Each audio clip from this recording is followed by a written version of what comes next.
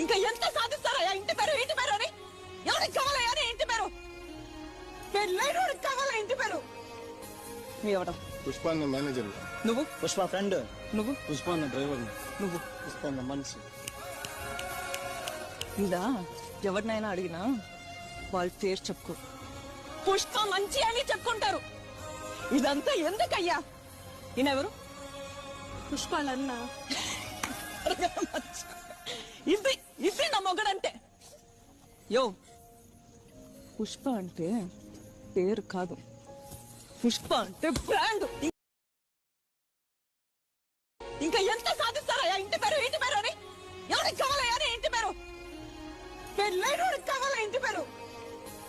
ఎవడం? పుష్ప అన్న మేనేజర్. నువ్వు? పుష్ప ఫ్రెండ్. నువ్వు? పుష్ప అన్న డ్రైవర్.